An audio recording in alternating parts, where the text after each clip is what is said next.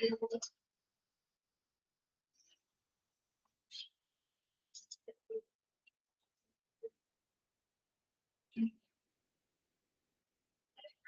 afternoon.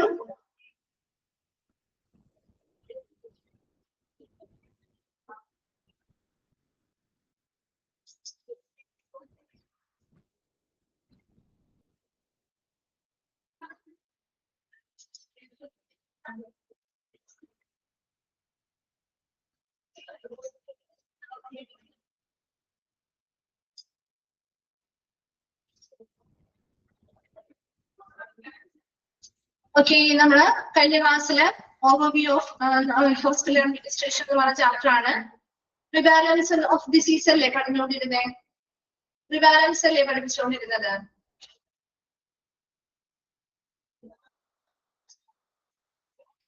Uses of prevalence വരെ പറഞ്ഞു അല്ലേ? ശരി. Uses വരെ കംപ്ലീറ്റ് ആണ് അല്ലേ? ക്ലിയർ ആണോ? ഓർഡർ വരെയും വായിച്ചു നോക്കിയിരുന്നോ? ക്ലിയർ ആണോ? യൂസസ് ഓഫ് പ്രിവാലൻസ് വരെയും ക്ലിയർ ആണോ?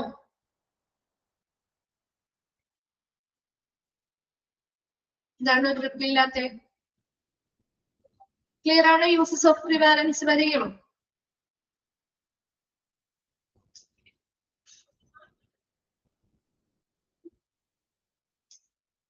ഓക്കെ, ശരി. സോ അതുകൊണ്ട് തന്നെ യൂസസ് പിന്നെ ഇനി പറയുന്നില്ല മിസ്. ലിമിറ്റേഷൻ തുടങ്ങിയാണ് കേട്ടോ പറയുന്നത്.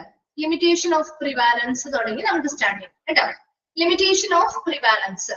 ഇപ്പൊ ലിമിറ്റേഷൻ ഓഫ് പ്രിവാലൻസ് എന്ന് പറഞ്ഞാൽ പ്രിവാലൻസ് എടുക്കുന്നതിന്റെ അല്ലെങ്കിൽ ആ ഒരു മെഷർ എടുക്കുന്നതിന്റെ പരിമിതികളാണ്. ഉപയോഗം നമ്മൾ പറഞ്ഞു. ഇനി നെക്സ്റ്റ് നമ്മുടെ ലിമിറ്റേഷൻസ് ആണ് പറയുന്നത് കേട്ടോ. പ്രിവാലൻസിന്റെ ലിമിറ്റേഷൻ അല്ലെങ്കിൽ പരിമിതികൾ.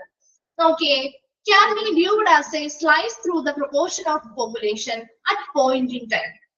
നമുക്കറിയാം ഇപ്പൊ ഒരു പ്രിവാലൻസ് ആണെങ്കിൽ നമ്മൾ ഒരു നിശ്ചിത സമയത്ത് അല്ലെ ഒരു at A point in time ഒരു നിശ്ചിത സമയപരിധിക്കുള്ളിലെ ഒരു പോപ്പുലേഷന്റെ ഒരു പ്രൊപ്പോർഷൻ എടുക്കുകയാണെങ്കിൽ അനുപാതം എടുക്കുകയാണെങ്കിൽ അത് വളരെ സ്ലൈസ് ആയിട്ടുള്ള അതായത് വളരെ ഒരു സാമ്പിൾ അല്ലേ എടുക്കുന്നത് അല്ലെ?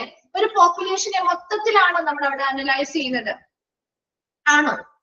ഒരു ചെറിയ തോതിലാണ് നമുക്ക് എന്ത് ചെയ്യുന്നത്? ആ ഒരു ചെറിയ തോതിൽ അല്ലെങ്കിൽ ഒരു സ്ലൈസ് മാത്രമായിരിക്കും നമ്മൾ എന്ത് ചെയ്യുന്നത്? അനാലിസിസിന് വേണ്ടി എടുക്കുക. അതിനെ നമ്മൾ ജനറലൈസ് ചെയ്യല്ലേ ചെയ്യുന്നത് അല്ലെ? ഒരു സാമ്പിൾ കളക്ട് ചെയ്തിട്ട് ആ സാമ്പിളിന്റെ അനാലിസിസ് നടത്തി നമ്മൾ അത് ആ ഒരു പോപ്പുലേഷന്റെ ആണ് എന്ന് ജനറലൈസ് ചെയ്യല്ലേ ചെയ്യുന്നേ അല്ലേ? നമ്മൾ ആദ്യം പഠിച്ചത് ഓർക്കുന്നോ? ഇൻസിഡൻസിന്റെ ഇൻഡിക്കേറ്റേഴ്സുമായി ബന്ധപ്പെട്ട ആദ്യത്തെ ഭാഗത്ത് നമ്മൾ പറഞ്ഞില്ലേ ഏതൊരു പോപ്പുലേഷനിലെയും ഒരു സാമ്പിൾ ആണ് നമ്മൾ സ്റ്റഡി നടത്തുന്നതെന്ന് ഓർക്കുന്നുണ്ടോ? ഇവിടെയും ഒരു നിശ്ചിത സമയപരിധിയില് നമ്മൾ ഒരു പോപ്പുലേഷന്റെ അനുപാതം കാണണമെങ്കിൽ ഒരു സ്ലൈസ് അല്ലെങ്കിൽ ഒരു ചെറിയ തോതിലുള്ള ഒരു ഭാഗം അല്ലെങ്കിൽ ഒരു സാമ്പിൾ ആണ് സ്റ്റഡിക്ക് വേണ്ടി കളക്ട് ചെയ്യുന്നത്. അപ്പൊ അത് ആ ഒരു പോപ്പുലേഷനെ മൊത്തത്തിലുള്ളതായിട്ട് നമ്മൾ ജനറലൈസ് ചെയ്യാൻ ചെയ്യും. അപ്പൊ ആ ഒരു ചെറിയ സാമ്പിളിന്റെ അല്ലേ ശരിക്കും നമ്മൾ ഇവിടെ അനാലിസിസ് നടത്തുന്നത് അല്ലെ? അത് ഇവിടെ ഒരു പരിമിതിയാണ്. അതാണ് ഒന്നാമത്തെ ലിമിറ്റേഷൻ. രണ്ടാമത്തത് not consider the duration of disease. ഇവിടെ നമ്മൾ ആ ഒരു ഡിസീസ് അല്ലെങ്കിൽ ആ ഒരു രോഗം എത്ര നാള് മുൻപുള്ളതാണ്, ഇപ്പോൾ എത്ര, അങ്ങനെയുള്ള കാര്യങ്ങളെ കുറിച്ചുള്ള എന്തെങ്കിലും നമ്മൾ ഇവിടെ ഡിസ്കസ് ചെയ്യുന്നുണ്ടോ? ഇല്ല അല്ലെ? ഇപ്പോ അവിടെ എത്ര എണ്ണം ഉണ്ട് ഇല്ലേ? ആ രോഗവ്യാപനം അല്ലെങ്കിൽ ആ ഒരു രോഗം വ്യാപിച്ച ആളുകൾ ബാധിച്ച ആളുകളുടെ എണ്ണം നമ്മൾ എടുക്കുന്നുണ്ടെങ്കിൽ പോലും ഇവിടെ ഇത് എത്ര നാള് മുൻപുള്ള ആ ഒരു ഡ്യൂറേഷൻ ആ ഒരു രോഗത്തിന്റെ ദൈർഘ്യം എത്ര നാള് മുതലാണ് എന്നൊക്കെ നമ്മൾ ഇവിടെ നോക്കുന്നുണ്ടോ? ഇല്ല അല്ലെ? സോ അത് രണ്ടാമത്തെ ഒരു ലിമിറ്റേഷൻ ആണ്. Third one ആണ് only answer who has and who do have. How many at present? എന്താ only answer എത്രയാണ്? നിലവിൽ എത്ര പേർക്കുണ്ട്? ശരിയല്ലേ? നിലവിൽ നമ്മൾ നോക്കുന്ന ആ സമയത്ത് എത്ര പേർക്കുണ്ട്? who has and who do have. എന്താണ് ആർക്കൊക്കെ വരാൻ സാധ്യതയുണ്ടാവാം, അല്ലെങ്കിൽ ഇപ്പോൾ എത്ര പേർക്കുണ്ട്, ഇപ്പോൾ പ്രസന്റ്ലി ആർക്കൊക്കെയുണ്ട്, ഇപ്പോൾ എത്ര പേർക്കുണ്ട്, അങ്ങനെയുള്ള ക്വസ്റ്റ്യന് മാത്രമേ ആൻസർ കിട്ടുന്നുള്ളൂ അല്ലെ? ശരിയല്ലേ? not answer when and how likely the disease develop. അല്ലാതെ എന്ന് മുതല് എപ്പോ മുതല് എങ്ങനെ ആ ഒരു ഡിസീസ് വികസിച്ചു അല്ലെങ്കിൽ ഇവരിലേക്ക് വന്നു എന്നൊന്നുള്ള ഒരു ആൻസർ നമ്മൾ ഇവിടെ കിട്ടുന്നില്ല അല്ലെ. So we not suit for aetiological studies. അതുകൊണ്ട് തന്നെ ഡിസീസുമായി ആ ഒരു രോഗത്തിന്റെ ഒറിജിനുമായി ബന്ധപ്പെട്ട അല്ലെങ്കിൽ കോസ് അല്ലെങ്കിൽ ഒറിജിനുമായി ബന്ധപ്പെട്ട പഠനങ്ങൾക്കൊന്നും, അതായത് എറ്റിയോളജിക്കൽ സ്റ്റഡീസിനൊന്നും നമുക്ക് ഇത് ഉപയോഗിക്കാൻ സ്യൂട്ടബിൾ ആയിട്ടുള്ളതില്ല. അപ്പോ ലിമിറ്റേഷൻ ഓഫ് പ്രിവാലൻസിൽ പറയുന്നത് നമ്മൾ ഒരു പോപ്പുലേഷന്റെ ഒരു നിശ്ചിത സമയപരിധിയിൽ ഒരു പോപ്പുലേഷന്റെ ഒരു ചെറിയ തോതിലുള്ള സാമ്പിള് മാത്രം കളക്ട് ചെയ്താണ് പഠനം നടത്തുന്നത്. അതാണ് ഒന്നാമത്തെ ലിമിറ്റേഷൻ. രണ്ടാമത്തെ limitation not consider the duration of disease. ഇവിടെ ഒരിക്കലും ആ ഒരു ഡിസീസ് അതിന്റെ ആ ഒരു ദൈർഘ്യം നമ്മൾ പരിഗണിക്കുന്നില്ല. മൂന്നാമത്തത് only answer who has and who do have how many at present. നിലവിലെ എത്ര പേർക്കുണ്ട് ആ രോഗം, നിലവിൽ എത്ര പേർക്കുണ്ട്, ആർക്കൊക്കെയുണ്ട്, എത്ര പേർക്കുണ്ട്, അത്തരത്തിലുള്ള ക്വസ്റ്റിന് വേണ്ടി ഒരു ആൻസർ മാത്രമേ നമുക്ക് ഇവിടെ നിന്ന് കിട്ടുന്നുള്ളൂ. ലാസ്റ്റ് വൺ പറഞ്ഞത് not answer when and how likely the disease develop. We not suit for etiological studies. ഇവിടെ എന്താണ്, എപ്പോ എങ്ങനെ ഇവിടെ ഈ ഒരു രോഗം വികസിച്ചു അല്ലെങ്കിൽ ഡെവലപ്പ് ചെയ്തു, വരാൻ സാധ്യതയുണ്ടോ, അങ്ങനെയുള്ള കാര്യങ്ങളെ കുറിച്ചുള്ള കാര്യങ്ങളൊന്നും നമ്മൾ ഇവിടെ ഇന്ത്യയിലുള്ള ഒരു ഉത്തരം നമുക്ക് ഇതിലൂടെ കിട്ടുന്നില്ല. അതുകൊണ്ട് തന്നെ രോഗവും അതിന്റെ ഒറിജിൻ, അതിന്റെ കോസ്, കാരണവുമായി ബന്ധപ്പെട്ടുള്ള പഠനങ്ങൾ, അത്തരത്തിലുള്ള എറ്റിയോളജിക്കൽ സ്റ്റഡീസിനൊന്നും ഇത് അനുയോജ്യവുമല്ല. ഇപ്പൊ ഒന്ന് ലിമിറ്റേഷൻ വായിച്ചു നോക്കിയേ.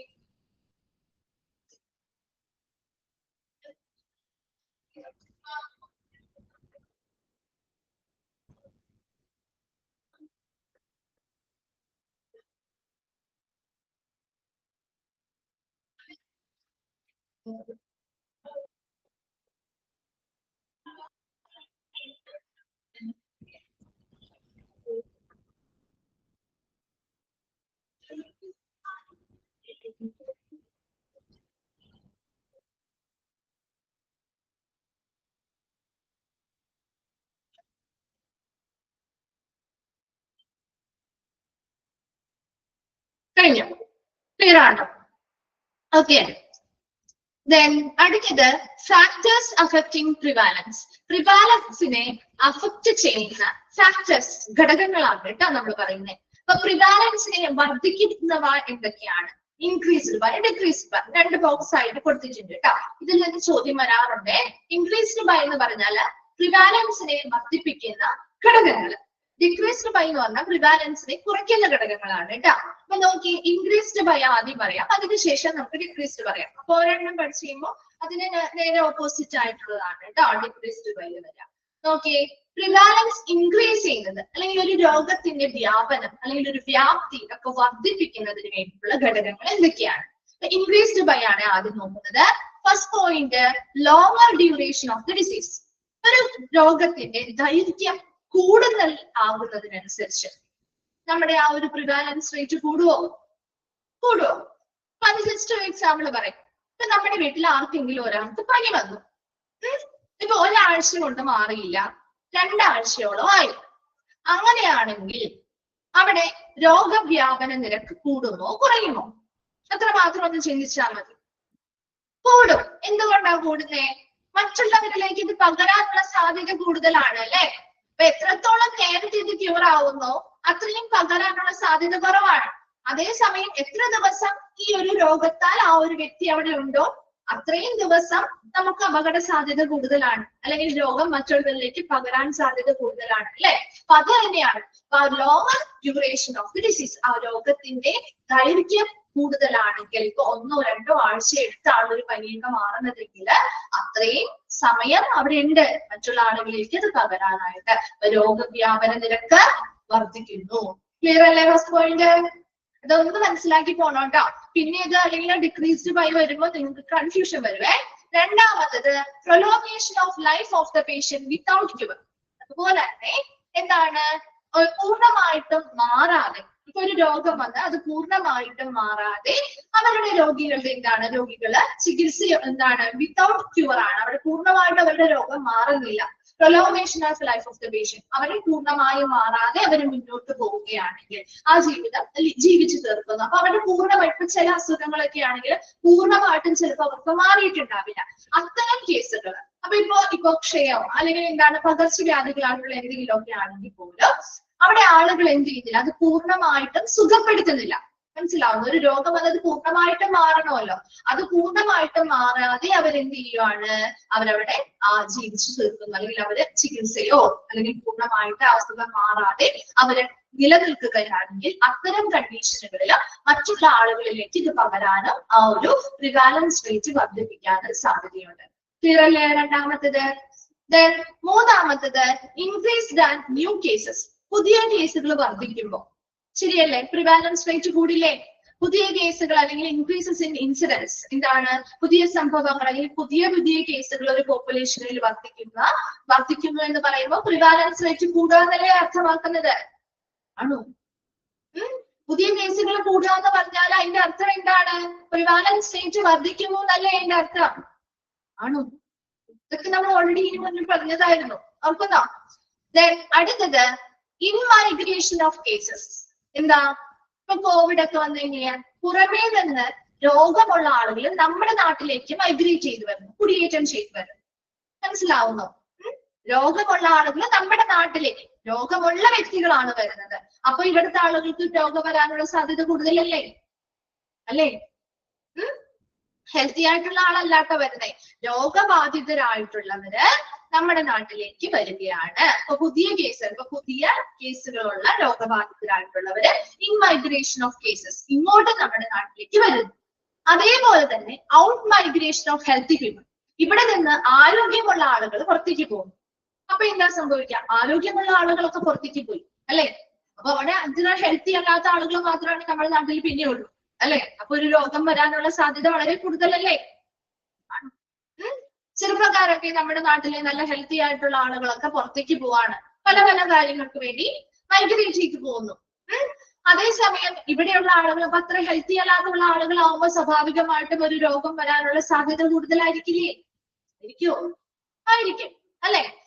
ഇൻമൈഗ്രേഷൻ ഓഫ് സസെപ്റ്റബിൾ പീപ്പിൾ. അതുപോലെ തന്നെ സംശയമുള്ള ആളുകൾ, ഇപ്പൊ രോഗം വരാം എന്നുള്ള സംശയമുള്ള ആളുകളുണ്ടല്ലോ, അത്തരത്തിലുള്ള ആളുകള് എന്ത് ചെയ്യുന്നു? നമ്മുടെ നാട്ടിലേക്ക് വരുന്നു. ഇപ്പൊ രോഗസാധ്യതയുള്ള ആളുകളായിരിക്കും, രോഗം വരാൻ സാധ്യതയുള്ള സംശയത്തിലുള്ള ആളുകൾ നമ്മുടെ നാട്ടിലേക്ക് വരികയാണ്. അവരിൽ നിന്നും നമുക്ക് രോഗങ്ങൾ വരാൻ സാധ്യതയുണ്ട്. അത്തരം സന്ദർഭങ്ങളിലും പ്രിവാലൻസ് റേറ്റ് വർദ്ധിക്കാം. ലാസ്റ്റ് വൺ ആണ് improved diagnosis facilities, vector reporting. എന്താണ് ഡയഗ്നോസിസ്? രോഗനിർണയം നടത്തുന്ന ഫെസിലിറ്റികളിൽ സൗകര്യങ്ങള് മെച്ചപ്പെടുത്തുന്നതിന്റെ ഫലമായിട്ട് മികച്ച റിപ്പോർട്ടിംഗ് നമുക്ക് ചെയ്യാൻ പറ്റും. കോവിഡ് സംബന്ധിച്ച് നിങ്ങൾ ആ കോവിഡ് സംബന്ധമായിട്ട് ഒന്ന് ആലോചിച്ച് നോക്കിയേ. ഇപ്പൊ ഒരുപാട് പേർക്ക് നമുക്ക് അവിടെ റിപ്പോർട്ട് ചെയ്യാൻ പറ്റും, അല്ലെ? ഒരുപാട് പുതിയ ഉപകരണങ്ങളും മറ്റു ടെസ്റ്റുകളിലൊക്കെ സഹായത്തോടു കൂടി ഒരുപാട് പേർക്ക് അവിടെ പുതിയ റിപ്പോർട്ടിംഗ് വന്നില്ലേ? വന്നു. ഒരുപാട് പേര് പോസിറ്റീവായില്ലേ? ആയോ? അതേസമയം നല്ല രീതിയിലുള്ള രോഗനിർണയ സൗകര്യങ്ങൾ ഇല്ല എങ്കിലോ പല കേസുകളും പലരുടെയും കേസുകള് അറിയപ്പെടാതെ പോയേനെ, അല്ലേ? ആണോ? പണ്ട് നമ്മുടെ കാലത്ത് ഇതുമായി ബന്ധപ്പെട്ട് മാത്രമല്ല ഏതൊരു രോഗവുമായി ബന്ധപ്പെട്ട പല രോഗങ്ങളും മുൻപ് കണ്ടെത്താതിരുന്ന പല രോഗങ്ങളും നമുക്കിപ്പൊ കണ്ടെത്താൻ പറ്റുന്നില്ലേ? സോ അത്തരത്തില് രോഗനിർണയം നടത്താനുള്ള ഫെസിലിറ്റികൾ മെച്ചപ്പെടുന്നതിനനുസരിച്ച് ബെറ്റർ റിപ്പോർട്ടിംഗ്, മികച്ച റിപ്പോർട്ടിങ്ങുകൾ, പുതിയ കേസുകളുടെ റിപ്പോർട്ടിങ്ങുകൾ കൂടുന്നുണ്ട്. അതിനനുസരിച്ചും പ്രിവാലൻസ് റേറ്റ് വർദ്ധിക്കാം. മനസ്സിലാവുന്നോ? അപ്പൊ ഇൻക്രീസ്ഡ് ബൈയില് എന്തൊക്കെയാണ് നമ്മൾ പറഞ്ഞത്? Longer duration of the disease, ആ രോഗത്തിന്റെ ദൈർഘ്യം കൂടുന്നതിനനുസരിച്ച് പ്രിവാലൻസ് റേറ്റ് വർദ്ധിക്കാം. രണ്ടാമത്തത് പ്രൊലോങ്ങേഷൻ ഓഫ് ലൈഫ്, അവരവരുടെ ജീവിതം മുന്നോട്ട് കൊണ്ടുപോവാണ്. അത് വലിയ ശരിയായ രീതിയിൽ ചികിത്സയോ അല്ലെങ്കിൽ വന്ന രോഗത്തെ പൂർണ്ണമായിട്ടും ഭേദമാക്കാതെയോ ആണ് അവർ ജീവിക്കുന്നതെങ്കിൽ അതിലൂടെയും നമ്മുടെ പ്രിവാലൻസ് റേറ്റ് കൂടാം. ഇൻക്രീസസ് ഇൻ ന്യൂ കേസസ്, പുതിയ കേസുകൾ അല്ലെങ്കിൽ പുതിയ സംഭവങ്ങൾ വർദ്ധിക്കുന്നതിലൂടെ പ്രിവാലൻസ് റേറ്റ് വർദ്ധിക്കാം. ഇൻ മൈഗ്രേഷൻ ഓഫ് കേസസ്, രോഗങ്ങളുള്ളവര് നമ്മുടെ നാട്ടിലേക്ക് മൈഗ്രേറ്റ് ചെയ്ത് വരുന്നു, അതിലൂടെ പ്രിവാലൻസ് വർദ്ധിക്കാം. അതുപോലെ out migration of healthy people, നല്ല ആരോഗ്യമുള്ള ആളുകള് നമ്മുടെ നാട്ടിൽ നിന്ന് പുറത്തേക്ക് പോകുന്നു, അപ്പൊ ഇവിടെ ആരോഗ്യമില്ലാത്ത കുറവുള്ള ആളുകളായിരിക്കും ബാക്കി അവശേഷിക്കുക. അവരിലേക്ക് രോഗങ്ങൾ പകരാനുള്ള സാധ്യത വളരെ കൂടുതലാണ്. ഹെൽത്തി ആവുമ്പോൾ അതിനെ തടഞ്ഞു നിർത്താനായിട്ടുള്ള ഒരു പ്രതിരോധ ശക്തിയും കാര്യങ്ങളും അവർക്ക് ഓൾറെഡി ഉണ്ടാവും. അപ്പൊ അതുകൊണ്ട് തന്നെ ഒരു രോഗം വരാനുള്ള സാധ്യതയും കുറവാണ്. നോക്കിയ അടുത്തത് ഇൻമൈഗ്രേഷൻ ഓഫ് സസെപ്റ്റബിൾ പീപ്പിൾ, സംശയിക്കുന്ന അല്ലെങ്കിൽ രോഗസാധ്യതയുള്ള ആളുകളുടെ കടന്നുകയറ്റം അല്ലെങ്കിൽ ഇങ്ങോട്ടുള്ള വരവ്.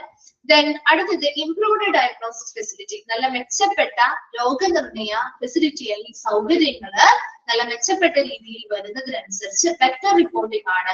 മികച്ച റിപ്പോർട്ടിംഗ് സംവിധാനങ്ങൾ വരുന്നതിനനുസരിച്ചും പ്രിവാലൻസ് റേറ്റ് വർദ്ധിക്കുന്നുണ്ട്. ക്ലിയർ ആയോ? അത് ഇൻക്രീസ്ഡ് ബൈ ഓക്കെ ആണോ? ഇൻക്രീസ്ഡ് ബൈ ഓക്കെ ആണെങ്കിലാണ് ഡിക്രീസ്ഡ് ബൈ നേരെ ഓപ്പോസിറ്റ് ആട്ടോ പറയുന്നത്. ഓക്കെ, ഡിക്രീസ്ഡ് ബൈ നോക്കിയേ, shorter duration of the disease. Prevalence rate കുറയുന്ന കാര്യമാണ് ഷോർട്ടർ ഡ്യൂറേഷൻ ഓഫ് ഡിസീസ്. എന്താ? രോഗവുമായി ബന്ധപ്പെട്ട് ഒരുപാട് നേരം ഒരുപാട് ദൈർഘ്യമൊന്നും ആ രോഗത്തിനില്ല. വളരെ ഇപ്പൊ ഒരു പനി വന്നാൽ തന്നെ നമ്മൾ അന്ന് തന്നെ ഡോക്ടറെ അടുത്ത് പോകുന്നു, നെക്സ്റ്റ് ഒരു 2 ദിവസത്തിനുള്ളിൽ നമ്മൾ സുഖം പ്രാപിക്കുന്നു അല്ലെങ്കിൽ നമുക്ക് ഓക്കെ ആകും. അങ്ങനെയാണെങ്കിൽ അവിടെ പ്രിവാലൻസ് റേറ്റ് അല്ലെങ്കിൽ മറ്റുള്ളവരുമായിട്ടുള്ള രോഗവ്യാപന നിരക്ക് കുറവായിരിക്കില്ലേ? മറ്റുള്ളവർക്ക് രോഗം വരാനുള്ള സാധ്യതയും കുറവായിരിക്കില്ലേ? അല്ലെ? കുറച്ച് സമയമേ കിട്ടുന്നുള്ളൂ അല്ലെ? അപ്പൊ അതുകൊണ്ട് തന്നെ അപ്പൊ അവിടെ പ്രിവാലൻസ് റേറ്റ് കുറയും അല്ലെ? മറ്റുള്ളവർക്ക് വ്യാപിക്കുമ്പോഴാണല്ലോ പ്രിവാലൻസ് റേറ്റ് കൂടുക. അവിടെ ആ ഒരു പ്രിവാലൻസ് റേറ്റ് അതിനാനുപാതികമായിട്ട് കുറയും. High case fatality rate from disease. ഒരു രോഗമൊക്കെ വന്ന് അവരവിടെ ചികിത്സ കൂടാതെ വലിയ ശരിയായ ചികിത്സയോ അല്ലെങ്കിൽ ശരിയായ രീതിയിൽ അത് പൂർണ്ണമായും ഭേദമാകാതെ ജീവിക്കുകയല്ല ചെയ്യുന്നത്. മറിച്ച് ഒരു രോഗം വന്നു കഴിഞ്ഞാല് അതുമായി ബന്ധപ്പെട്ടുള്ള അതിൽ നിന്നുള്ള മരണം കൂടുതലാണെന്ന് വിചാരിക്കാം. ഒരാൾ മരണപ്പെടുക എന്ന് പറഞ്ഞാൽ എന്താ? അവിടെ എന്താണ്? ആ ഒരു കേസുകളുടെ എണ്ണം കുറയും. അതോടൊപ്പം തന്നെ ഇപ്പൊ 10 കേസുകൾ ഉണ്ടായിരുന്നുവെങ്കിൽ അതിലൊരു 4 പേര് മരണപ്പെട്ടാൽ പിന്നെ 6 കേസല്ലേ ഉള്ളൂടെ അല്ലെ? അല്ലേ? മരണപ്പെട്ട കേസ് മരണപ്പെട്ട ആളുടെ പിന്നെ കേസ് ആയിട്ട് എടുക്കേണ്ട കാര്യമില്ലല്ലോ. അങ്ങനെയും പ്രിവാലൻസ് റേറ്റ് കുറയും. അത് കൂടാതെ ഇപ്പൊ ഒരു വ്യക്തി മരണപ്പെട്ടാൽ അവരിൽ നിന്ന് മറ്റുള്ളവരിലേക്ക് ഇൻഫെക്ഷൻസോ കാര്യങ്ങളോ പകരുന്ന സാധ്യതയും കുറയില്ലേ? ആ രോഗമുള്ള ആൾ മരണപ്പെട്ടു, പിന്നെ അവർ മറ്റുള്ളവരിലേക്ക് പകരാനുള്ള സാധ്യത അത്രയും കുറയല്ലേ ചെയ്യുന്നത് അല്ലേ? അങ്ങനെയും പ്രിവാലൻസ് റേറ്റ് കുറയും. ക്ലിയർ ആയോ? രണ്ടാമത്തത് high case fatality rate from disease. ആ ഒരു രോഗവുമായി ബന്ധപ്പെട്ട അല്ലെങ്കിൽ ആ രോഗത്തിൽ നിന്നുള്ള ഉയർന്ന മരണനിരക്ക് ഈ പറയുന്ന പ്രിവാലൻസ് റേറ്റ് കുറയ്ക്കുന്നുണ്ട്. മൂന്നാമത്തത് ഡിക്രീസ് ഇൻ ന്യൂ കേസസ്. പുതിയ കേസുകളുടെ എണ്ണമൊന്നും ഉണ്ടാവുന്നില്ല, അതിലുള്ള എണ്ണത്തിന്റെ വർധനമൊന്നും ഉണ്ടാകുന്നില്ല. പുതിയ കേസുകളൊന്നും വരുന്നില്ല, പുതിയ കേസുകളുടെ എണ്ണം കുറഞ്ഞു വരുന്നു. അതാണ് മൂന്നാമത്തത്. അതിലൂടെയും പ്രിവാലൻസ് റേറ്റ് കുറയുന്നുണ്ട്. നാലാമത്തത് ഇൻമൈഗ്രേഷൻ ഓഫ് ഹെൽത്തി പീപ്പിൾ. നല്ല ആരോഗ്യമുള്ള ആളുകൾ നമ്മുടെ നാട്ടിലേക്ക് വരുന്നു. അപ്പൊ അങ്ങനെയാകുമ്പോൾ നമുക്ക് വേറെ പ്രശ്നം എന്തെങ്കിലും ഉണ്ടോ? ആരോഗ്യമുള്ള ആളുകളല്ലേ വരുന്നേ. അങ്ങനെയാകുമ്പോൾ നമ്മുടെ നാട്ടില് ഹെൽത്തി ആയിട്ടുള്ള ആളുകൾ ഏറ്റവും കൂടുതലല്ലേ ചെയ്യുന്നത് അല്ലേ? അപ്പൊ ഒരു രോഗത്തിന്റെ വ്യാപനം കുറയാണ് അല്ലെ? രോഗം പെട്ടെന്ന് ഹെൽത്തി ആയിട്ടുള്ള ആളുകളിൽ പിടിപെടാൻ സാധ്യതയില്ല. അപ്പൊ ആ ഒരു പ്രിവാലൻസ് റേറ്റ് കുറയില്ലേ? അയ്യോ. അതുപോലെ തന്നെ ഔട്ട് മൈഗ്രേഷൻ ഓഫ് കേസസ്. രോഗമുള്ള ആളുകൾ നമ്മുടെ നാട്ടിൽ നിന്ന് പുറത്തേക്ക് പോകുന്നു. അപ്പൊ നമ്മുടെ നാട്ടിൽ നിന്ന് പുറത്തേക്ക് പോവാണ്. അപ്പൊ നമ്മുടെ നാട്ടില് ഹെൽത്തി ആയിട്ടുള്ള ആളുകളായിരിക്കും കൂടുതൽ. നമ്മുടെ നാട്ടില് കേസസ് ആയിട്ടുള്ള രോഗം വ്യാപിച്ചിട്ടുള്ള അല്ലെങ്കിൽ രോഗമുള്ള ആളുകളുടെ എണ്ണം കുറവും വരികയാണ്. അപ്പൊ അവിടെയും പ്രിവാലൻസ് റേറ്റ് കുറയും.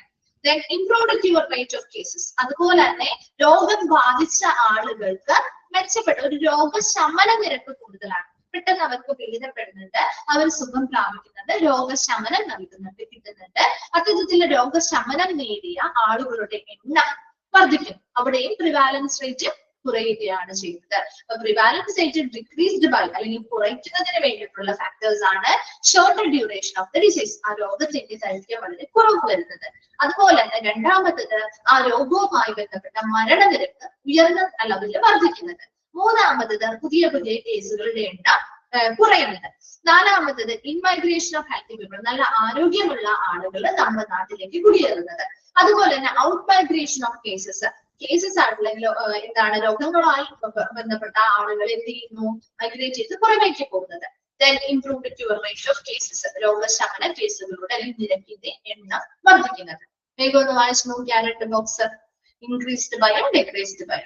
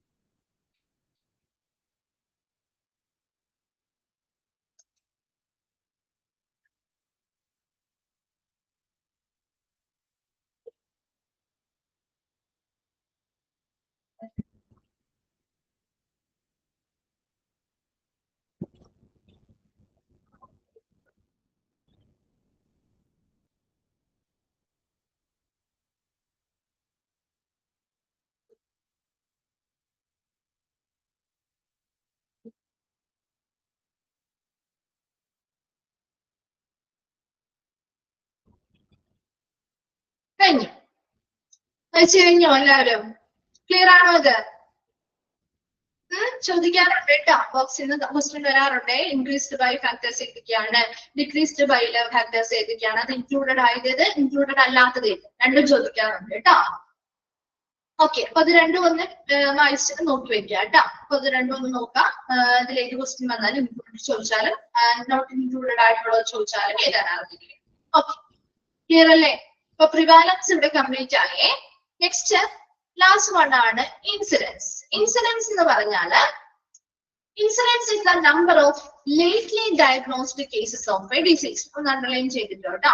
Incidents is the number of lately diagnosed cases of a disease. അതായത് ഈയിടെയായിട്ട് രോഗനിർണയം നടത്തിയ കേസുകളുടെ എണ്ണമാണ് ഇൻസിഡൻസ് എന്ന് പറയുന്നത്. ഈയിടെയായിട്ട് രോഗനിർണയം നടത്തിയ കേസുകളുടെ എണ്ണമാണ് incidents. And incident rate is the number of recent cases of a disease divided by the number of person at risk for the disease. ഇവിടെയും നമ്മളൊരു ഫോർമുല നോക്കുന്നുണ്ട്. ഇൻസിഡന്റ് റേറ്റ് എന്ന് പറഞ്ഞാൽ is the number of recent cases of a disease. സമീപകാലത്ത് report ചെയ്ത കേസുകളുടെ എണ്ണം divided by the number of person at risk for the disease. ഈ രോഗവുമായി ബന്ധപ്പെട്ട അപകട സാധ്യതയുള്ള ആളുകളുടെ എണ്ണമാണ് ഇൻസിഡൻസ് എന്ന് പറയുന്നത്. അപ്പൊ ന്യൂമറേറ്ററിൽ എന്താണ് കൊടുക്കുക? Number of recent cases of disease, സമീപകാലത്ത് റിപ്പോർട്ട് ചെയ്ത കേസുകളുടെ എണ്ണം, അതാണ് ന്യൂമറേറ്റർ. ഡിവൈഡഡ് ബൈ ഡിനോമിനേറ്ററിൽ എന്താണ് കൊടുക്കുന്നത്? Number of person at risk for the disease. ആ ഒരു രോഗവുമായി ബന്ധപ്പെട്ട രോഗസാധ്യതയുള്ള ആളുകളുടെ എണ്ണമാണ് ഡിനോമിനേറ്ററിൽ കൊടുക്കുക. ഈ അടുത്ത് അല്ലെങ്കിൽ ഈയിടെയായിട്ട് രോഗനിർണയം, വളരെ സമീപകാലത്ത് അല്ലെങ്കിൽ ഈയിടെയായി രോഗനിർണയം നടത്തിയ കേസുകളുടെ എണ്ണമാണ് ഇൻസിഡൻസ്. അപ്പൊ ഇൻസിഡൻസ് കാണാനുള്ള ഫോർമുലയാണ് നമ്മളിവിടെ എക്സ്പ്ലെയിൻ ചെയ്ത് പറഞ്ഞിരിക്കുന്നതാണ് കേട്ടോ.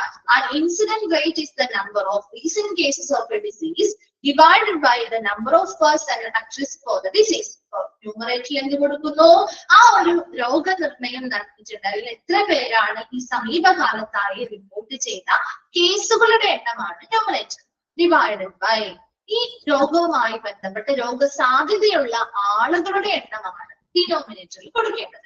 Then incidence is an important rate. It is the proportion of people at risk who develop disease in the course of a specific time period. ഇവിടെ ആ ഇതൊരു അനുപാതമാണ്. എന്താണ്?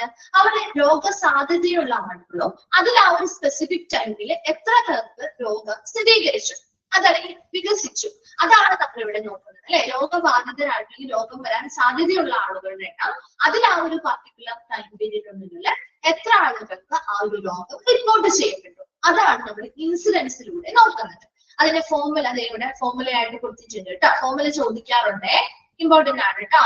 Incident rate is equal to number of new cases of a disease in a given time period divided by total person time at risk during the follow-up period. നോക്കിയേ, ഇവിടെ the number of new cases of a disease in a given time period, ഒരു നിശ്ചിത സമയപരിധിക്കുള്ളിൽ എത്ര ആളുകൾക്കാണ് പുതിയ കേസുകൾ report ചെയ്ത ആളുകളുടെ എണ്ണമാണ് ന്യൂമറേറ്ററിൽ കൊടുക്കുക.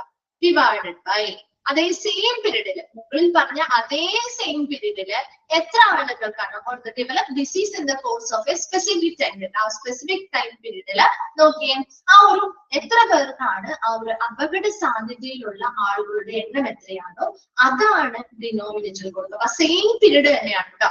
മുകളിൽ പറഞ്ഞിരുന്ന അതേ സെയിം പീരീഡ് തന്നെ നമ്മൾ താഴെ എടുക്കാം. സെയിം പീരീഡില് എത്ര പേർക്ക് ആ ഒരു സമീപകാലത്ത് പുതിയതായിട്ട് എത്ര കേസുകൾ റിപ്പോർട്ട് ചെയ്യും, അതിന്റെ ആകെ എണ്ണം. അതുപോലെ ഡിവൈഡഡ് ബൈ എന്താണ് രോഗബാധിതരായിട്ട് ഈ രോഗം വരാൻ സാധ്യതയുള്ള ആളുകളുടെ എണ്ണമാണ് ഡിനോമിനേറ്ററിൽ കൊടുക്കുക. അതായത് സെയിം പീരീഡിനാണ് കേട്ടോ പറയുന്നത്. ദെൻ ഇതില് ഈ ഒരു ഫോർമുലയുമായി ബന്ധപ്പെട്ട 3 കീ എലമെന്റ്സ് ആണ് കേട്ടോ താഴെ പറയുന്നത്. 3 key elements. First one, only new cases included in numerator. ന്യൂമറേറ്ററിൽ ആ ഒരു സമയം പറയുന്നുണ്ടല്ലോ, ഒരു ടൈം പീരീഡ്. ആ ഒരു ടൈം പീരീഡിലുള്ള പുതിയ കേസുകളുടെ എണ്ണം മാത്രമേ അവർ എടുക്കുള്ളൂ. അതിന് മുൻപ് എത്ര കേസ് ഉണ്ടായിരുന്നു, അതിനുശേഷം എത്ര കേസ് ഉണ്ടായിരുന്നു, അതൊന്നും എടുക്കില്ല. നമ്മളിപ്പോ ഒരു മാസത്തെയാണ് അല്ലെങ്കിൽ ഒരു 2 ദിവസത്തെയാണ് എങ്കിൽ ആ 2 ദിവസം പുതിയ കേസുകൾ എത്ര എണ്ണം ഉണ്ട് അത് മാത്രമേ നമ്മൾ ന്യൂമറേറ്ററിൽ എടുക്കുള്ളൂ. അത് ക്ലിയർ ആയോ? പുതിയ കേസുകൾ, ഓൺലി ന്യൂ കേസസ്, പുതിയതായിട്ട് വരുന്ന ആ ഒരു പർട്ടിക്കുലർ ടൈം പീരീഡില് എത്ര പുതിയ കേസുകൾ വരുന്നുണ്ടോ അത് മാത്രമേ നമ്മൾ കൺസിഡർ ചെയ്യുള്ളൂ ന്യൂമറേറ്ററിൽ വരുമ്പോ. അത് ഓക്കെ ആണോ?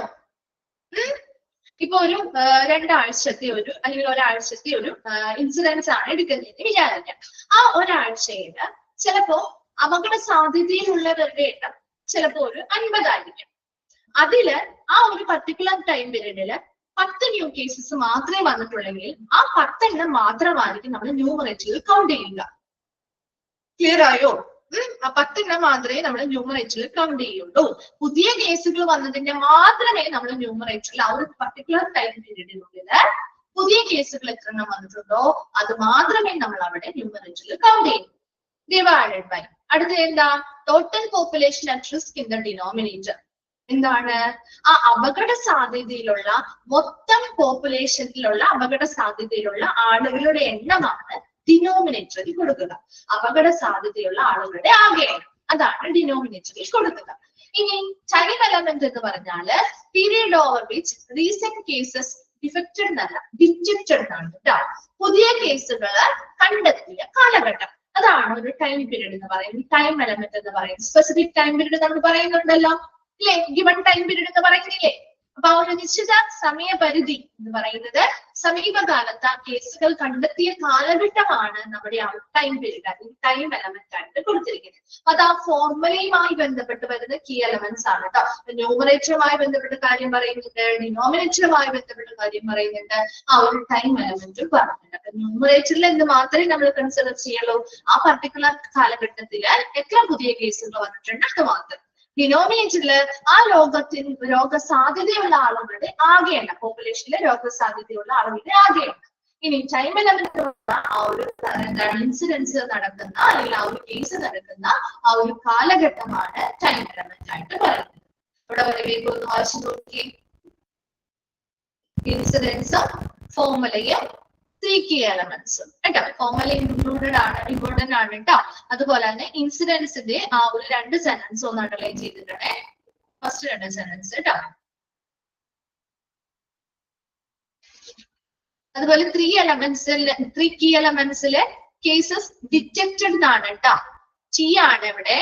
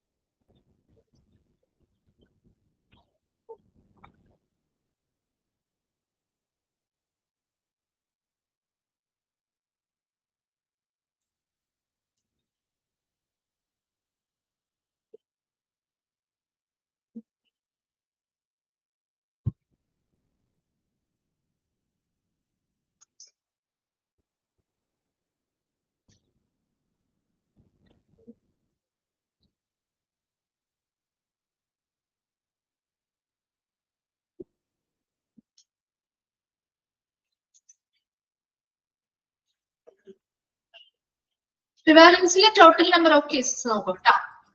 ഇൻസിഡൻസിൽ ആ ഒരു പർട്ടിക്കുലർ ടൈം പീരീഡില് പുതിയ കേസുകൾ വന്നിട്ട് മാത്രമേ പരിഗണിക്കുള്ളൂ.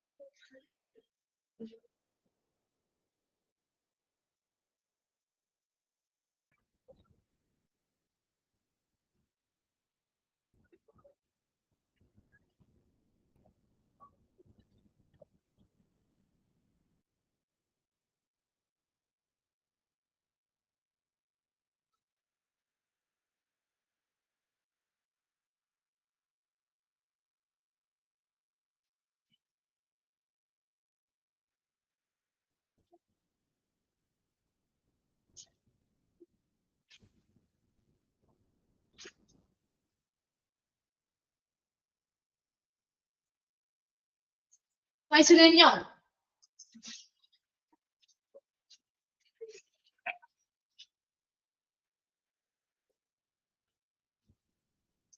കഴിഞ്ഞവരൊന്ന് റിപ്ലൈ ചെയ്യണേ.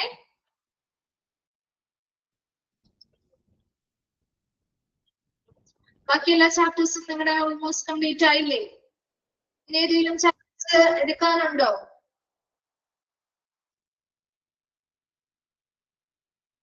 എല്ലാ ചാപ്റ്റേഴ്സും കംപ്ലീറ്റ് അല്ലേ? ചെക്ക് ചെയ്തല്ലോ അല്ലേ? ചെയ്തില്ലേ? തേർഡ് ആൻഡ് ഫോർത്ത് മോഡ്യൂൾ എല്ലാം കംപ്ലീറ്റ് അല്ലേ?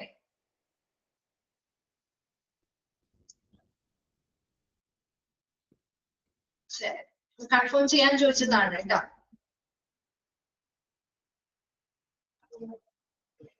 ഓക്കെ, അപ്പൊ നമ്മള് നെക്സ്റ്റ് കേട്ടോ, 2 മെയിൻ ടൈപ്സ് ഓഫ് ഇൻസിഡൻസ്. ഇൻസിഡൻസിന്റെ 2 ടൈപ്പുകൾ പറയുന്നുണ്ട്. ഇത് എന്താണെന്നൊന്നും പഠിക്കേണ്ട, ജസ്റ്റ് ആ പേര് മാത്രം നിങ്ങൾ പഠിച്ചാൽ മതി. ക്യുമുലേറ്റീവ് ഇൻസിഡൻസ്, ഇൻസിഡന്റ് റേറ്റ് അല്ലെങ്കിൽ ഇൻസിഡന്റ് ഡെൻസിറ്റി. ക്യുമുലേറ്റീവ് ഇൻസിഡൻസ് പറഞ്ഞാൽ ഒരു നിർദ്ദിഷ്ട സമയം HIMS ബാലൻസ് ഉണ്ട്, അത് ഈ വീക്കിനുള്ളിൽ കംപ്ലീറ്റ് ആവും. ഒരുപാടില്ലല്ലോ, കുറച്ചല്ലേ ഉള്ളൂ. അപ്പൊ നെക്സ്റ്റ് മിസ്സിന്റെ ക്ലാസ് വരുന്ന സമയത്ത് ഇത് കംപ്ലീറ്റ് ചെയ്യുമായിരിക്കും കേട്ടോ. നെക്സ്റ്റ് ഡേ ടൈം ടേബിൾ മിസ്സിന്റെ ക്ലാസ് ഉണ്ടാവുമല്ലോ, ആ ദിവസം കംപ്ലീറ്റ് ചെയ്യുമായിരിക്കും കേട്ടോ. കുറച്ചല്ലേ ഉള്ളൂ, അത് കംപ്ലീറ്റ് ചെയ്തോളൂ കേട്ടോ. ഈ വീക്കിനുള്ളിൽ ബാക്കിയെല്ലാം കംപ്ലീറ്റ് ആവും കേട്ടോ. നമ്മുടെ മേ ബി നെക്സ്റ്റ് ഡേ നമ്മുടെയും കംപ്ലീറ്റ് ആവും, ചാപ്റ്റർ കംപ്ലീറ്റ് ആവും. ഇനി ഒരുപാടൊന്നും ഇല്ല കേട്ടോ. അപ്പൊ അതിനനുസരിച്ച് ടീച്ചേഴ്സ് ബാക്കി റിവിഷൻ ഉള്ള ബാക്കിയുള്ള ടൈമില്ല നമുക്ക് റിവിഷൻ ആയിരിക്കും കേട്ടോ. റിമൈൻസിന്റെ കംപ്ലീറ്റ് ആയോ? കംപ്ലീറ്റ് ആയിരുന്നോ? കംപ്ലീറ്റ് ആയി. ഓക്കെ, അപ്പൊ അത് തീരുന്നതിനനുസരിച്ച് റിവിഷൻ ആയിരിക്കും കേട്ടോ. നെക്സ്റ്റ് ആ ക്ലാസ്സുകളിൽ റിവിഷൻ ആയിരിക്കും സ്റ്റാർട്ട് ചെയ്യാം കേട്ടോ. ടീച്ചേഴ്സ് കംപ്ലീറ്റ് ആവുന്നതിനനുസരിച്ച് റിവിഷൻ സ്റ്റാർട്ട് ചെയ്യും കേട്ടോ. തടാൻ പോകുന്നുണ്ട്. ഓക്കെ, അപ്പൊ നെക്സ്റ്റ് ക്ലാസ് മുതലൊക്കെ അതിന് വേണ്ടിയിട്ടൊന്ന് പ്രിപ്പയർ ആയിട്ട് നിന്നോളൂ കേട്ടോ. അപ്പോ കംപ്ലീറ്റ് ആവുന്നതിനനുസരിച്ച് ടീച്ചേഴ്സ് റിവിഷൻ സ്റ്റാർട്ട് ചെയ്യുന്ന സമയത്ത് നിങ്ങൾക്ക് ഒന്ന് ആ ഒരു ചാപ്റ്റേഴ്സുമായിട്ടൊന്ന് പരിചയം ഉണ്ടെങ്കിൽ മാത്രമേ നമ്മൾ റിവിഷൻ ചെയ്യുന്നത് കൊണ്ട് വലിയ കാര്യമുള്ളൂ. അല്ലാന്നുണ്ടെങ്കിൽ നമ്മൾ വെറുതെ ജസ്റ്റ് പറഞ്ഞു പോവാന്ന് മാത്രമേ ഉള്ളൂ. നിങ്ങൾ അതൊന്ന് പഠിച്ചിട്ട് റിവൈസ് ചെയ്യുമ്പോഴാണ് നിങ്ങൾ എത്രത്തോളം ആ ചാപ്റ്ററിൽ ഡീപ്പായിട്ട് എത്തിയിട്ടുണ്ടോ, എല്ലാ ക്വസ്റ്റ്യൻസ് ആൻസർ ചെയ്യാൻ പറ്റുന്നുണ്ടോ നിങ്ങൾക്കൊന്ന് സ്വയം വിലയിരുത്താൻ പറ്റും. അതുകൊണ്ട് തന്നെ ഒന്ന് തയ്യാറാവാം കേട്ടോ, പ്രിപ്പയർ ആവാ. ഇനി അധികം സമയമില്ല കേട്ടോ. അപ്പൊ അതിന് ഇപ്പൊ കുറച്ചു പേരെങ്കിലും എന്താണ് ഒന്ന് സ്ലോ ആവുന്നുണ്ടാവും, അത് വേണ്ട. അധികം ദിവസമൊന്നും ഉണ്ടാവില്ല. എക്സാമുകളുടെ ഡേറ്റും കാര്യങ്ങളും ഒക്കെ നിങ്ങൾക്ക് ഓൾറെഡി വന്നിട്ടുണ്ടാവും അല്ലേ, നോട്ടിഫിക്കേഷൻസ് വന്നിട്ടുണ്ടാവും. അപ്പൊ അതിനനുസരിച്ച് തന്നെ ഒന്ന് പ്രിപ്പയർ ആവാനായിട്ട് ഇപ്പോഴേ തുടങ്ങാം കേട്ടോ. റിവിഷൻ ചെയ്യുന്ന സമയത്ത് ചാപ്റ്റേഴ്സ് ഒക്കെ തേർഡ് മോഡ്യൂളിലൊക്കെ ആണെങ്കിലും ആദ്യമൊക്കെ തേർഡ് മോഡ്യൂളിലാണ് തുടങ്ങുന്നതെങ്കിൽ അതൊക്കെ ഒന്ന് ജസ്റ്റ് ഒന്ന് നോക്കിയിട്ട് വരാം, നിങ്ങളൊന്ന് പ്രിപ്പയർ ആയിട്ട് വരാം. അപ്പൊ അതിനനുസരിച്ച് റിവിഷൻ ചെയ്യുമ്പോൾ കുറച്ചധികം ഹെൽപ്ഫുൾ ആയിരിക്കും കേട്ടോ. അപ്പൊ നമുക്ക് 2 മെയിൻ ടൈപ്സ് ഓഫ് ഇൻസിഡൻസ് കേട്ടോ. ഇൻസിഡന്റില് ക്യുമുലേറ്റീവ് ഇൻസിഡൻസ് എന്ന് പറഞ്ഞാല് നമ്മുടെ ഒരു നിശ്ചിത കാലയളവില് ഒരു പോപ്പുലേഷനില് സംഭവിക്കുന്ന ഒരു പ്രത്യേകമായിട്ട് എന്തെങ്കിലും ഒരു ഡെഫിനറ്റ് ആയിട്ടുള്ള എന്തെങ്കിലും ഒരു പ്രത്യേകമായിട്ടുള്ള ഒരു ഇൻസിഡന്റ് ഉണ്ടാവാനുള്ള സാധ്യതയുടെ ഒരു മെഷർമെന്റ് ആണ് നമ്മുടെ ക്യുമുലേറ്റീവ് ഇൻസിഡൻസ്. അതിന്റെ ഉണ്ടാവാനുള്ള സാധ്യതയാണ് ഇവിടെ നമ്മൾ നോക്കുന്നത്, മെഷർ ചെയ്യുന്നത്. എന്നാൽ ഇൻസിഡന്റ് റേറ്റ് അല്ലെങ്കിൽ ഇൻസിഡൻസ് ഡെൻസിറ്റി എന്ന് പറയുമ്പോൾ ഇതേപോലെ തന്നെ ഒരു നിശ്ചിത സമയപരിധിക്കുള്ളിൽ ആ ഒരു പോപ്പുലേഷനിൽ ഉണ്ടാവുന്ന ഒരു രോഗമോ അല്ലെങ്കിൽ ഒരു അവസ്ഥയോ എത്ര വേഗത്തിൽ വ്യാപിക്കുന്നു, അതാണ് നമ്മൾ ഇൻസിഡന്റ് റേറ്റില് എത്ര വേഗത്തിൽ വ്യാപിക്കുന്നു എന്നതാണ് നമ്മൾ ഇൻസിഡന്റ് റേറ്റ് കൊണ്ട് എടുക്കുന്നത്. മറ്റേത് അതിന്റെ സാധ്യത എത്രത്തോളം ഉണ്ടെന്ന് മെഷർ ചെയ്യുന്നത്. ജസ്റ്റ് എന്ന് പറഞ്ഞ് മാത്രമേ ഉള്ളൂ കേട്ടോ. അതൊന്നും നിങ്ങൾക്ക് ചോദിക്കില്ല എന്താണ് ക്യുമുലേറ്റീവ് ഇൻസിഡൻസ് എന്നോ അല്ലെങ്കിൽ ഇൻസിഡന്റ് റേറ്റ് എന്താണെന്നോ ചോദിക്കില്ല. 2 മെയിൻ ടൈപ്പ് ഓഫ് ഇൻസിഡൻസുകളുണ്ട് എന്ന് മാത്രം പഠിച്ചിരിക്കുക കേട്ടോ. ക്യുമുലേറ്റീവ് ഇൻസിഡൻസും ഇൻസിഡന്റ് റേറ്റും. അപ്പൊ അതില് ഉൾപ്പെടുന്ന ഏതൊക്കെയെന്ന് ചോദിച്ചാൽ ബോത്ത് A and B എന്നൊക്കെ ആയിരിക്കും ഓപ്ഷൻസ് കാണാം. അപ്പൊ അത് രണ്ടും ഉണ്ട് എന്ന് മനസ്സിലാക്കി വെക്കുക കേട്ടോ. ദെൻ അടുത്തത് ക്യാരക്ടറിസ്റ്റിക്സ് ഓഫ് ഇൻസിഡൻസ്. ഇൻസിഡൻസിന്റെ സവിശേഷതകൾ. Address the question how are the conditions. അപ്പൊ ഈ ഒരു ഇൻസിഡൻസിലൂടെ നമുക്ക് ആ ഒരു കണ്ടീഷൻ അല്ലെങ്കിൽ ആ ഒരു രോഗത്തിന്റെ അവസ്ഥ എന്താണ് ഇപ്പോ എന്ന് നമുക്ക് അതിനുള്ള ഒരു ക്വസ്റ്റ്യനുള്ള ഒരു ആൻസർ അല്ലെങ്കിൽ ഒരു മറുപടി നമുക്ക് കൊടുക്കാൻ പറ്റും. അടുത്തത് a measure of risk of disease but should be for a stipulated time period. നമുക്കിവിടെ ഒരു അപകട സാധ്യത, ആ ഒരു രോഗത്തിന്റെ അപകട സാധ്യത എത്രത്തോളം ഉണ്ട്, എത്ര പേർക്കുണ്ടെന്നൊക്കെ മെഷർ ചെയ്യാൻ പറ്റുമെങ്കിലും ഒരു നിശ്ചിത സമയ പരിധിക്കുള്ളിലല്ലേ നമ്മൾ നോക്കുന്നത് അല്ലെ. നമ്മളൊരു സ്റ്റിപ്പുലേറ്റഡ് ടൈം പീരീഡ് പറയുന്നുണ്ട് അല്ലെ, ഒരു നിശ്ചിത സമയപരിധി എപ്പോഴും പറയുന്നുണ്ട്. ആ സമയപരിധിക്കുള്ളിലുള്ള അപകട സാധ്യതയും എത്ര പേർക്കുണ്ട് എന്ന് മാത്രമല്ലേ നമ്മൾ പറയുന്നുള്ളൂ അല്ലെ. അപ്പൊ അവിടെ അങ്ങനെ ഒരു എന്താണ്, നമുക്കൊരു നിശ്ചിത സമയപരിധിക്കുള്ളില് നമുക്ക് ആ ഒരു പർട്ടിക്കുലർ ഡിസീസിന്റെ ആ ഒരു റിസ്ക് അല്ലെങ്കിൽ അപകട സാധ്യത എത്രത്തോളം ഉണ്ടെന്ന് നമുക്ക് മെഷർ ചെയ്ത് അളന്ന് പറയാനായിട്ട് പറ്റും. അടുത്തത് express the risk of having an outcome for the population at risk, not for a single person. ഇവിടെ നമ്മൾ ഒരു വ്യക്തിയുടെ അല്ലല്ലോ എടുക്കുന്നത്, അല്ല അല്ലെ, ഒരു പോപ്പുലേഷന്റെ അപകട സാധ്യതയല്ലേ നമ്മൾ ഇവിടെ നോക്കുന്നത് അല്ലെ. ഒരു പോപ്പുലേഷന്റെ ആ ഒരു അപകട സാധ്യത എത്രത്തോളം ഉണ്ട്, risk of having an outcome, അതുമായി അപകട സാധ്യതയുമായി ബന്ധപ്പെട്ട ഫലം എന്തായിരിക്കും, അതാണ് നമ്മളിവിടെ നോക്കുന്നത്. അല്ലാതെ not for a single person, ഒരു സിംഗിൾ ആയിട്ടുള്ള ഒരു ഒറ്റ വ്യക്തിയുടെ രോഗസാധ്യതയോ അല്ലെങ്കിൽ അതിന്റെ ഔട്ട്കമോ അല്ലല്ലോ നോക്കുന്നത്, ഒരു പോപ്പുലേഷനെയാണ് നമ്മളിവിടെ പരിഗണിക്കുന്നത്. അടുത്തതാണ് population must be free of disease at the beginning of the study. ഈ ഒരു പഠനം നടത്തുന്നതിന് മുൻപാണ്, ആ ഒരു പഠനത്തിന്റെ തുടക്കത്തിൽ ഈ ഒരു പോപ്പുലേഷൻ എപ്പോഴും ഡിസീസ് ഫ്രീ ആയിരിക്കണം, രോഗമുക്തിയുള്ളവയായിരിക്കണം, വേറെ രോഗങ്ങളോ കാര്യങ്ങളോ ഒന്നും ഉണ്ടാവരുത്. മനസ്സിലാവുന്നോ? പ്രിവാലൻസ് എന്താണ്, ഇൻസിഡൻസ് റേറ്റ് എടുക്കുന്ന സമയത്ത് ആ ഒരു രോഗങ്ങളൊന്നും ആ ഒരു സ്റ്റഡി നടത്തുന്ന സമയത്ത് ആ തുടക്കത്തില് ഈ ഒരു പോപ്പുലേഷനിൽ ഉണ്ടാവാൻ പാടില്ല. എന്നാലല്ലേ കറക്റ്റ് ആക്യുറേറ്റ് ആയിട്ടുള്ള റിസൾട്ട് നമുക്ക് കിട്ടുള്ളൂ അല്ലേ.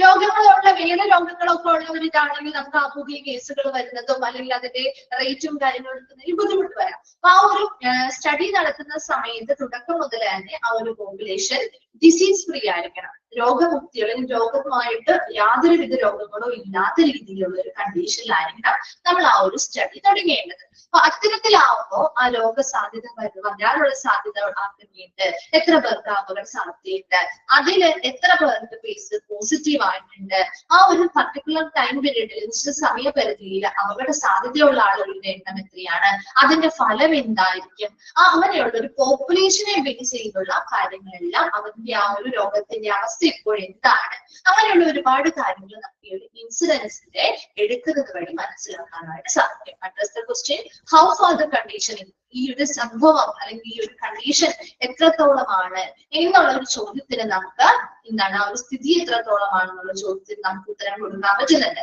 അടുത്തത് പറഞ്ഞത് measure of risk of disease but should be for a stipulated time period. അതുപോലെ തന്നെ ഒരു നിശ്ചിത സമയപരിധിക്കുള്ളിൽ ആ ഒരു രോഗത്തിന്റെ അപകട സാധ്യത എത്രത്തോളം ഉണ്ടെന്ന് നമുക്ക് അളക്കാൻ പറ്റും, മെഷർ ചെയ്യാൻ പറ്റും.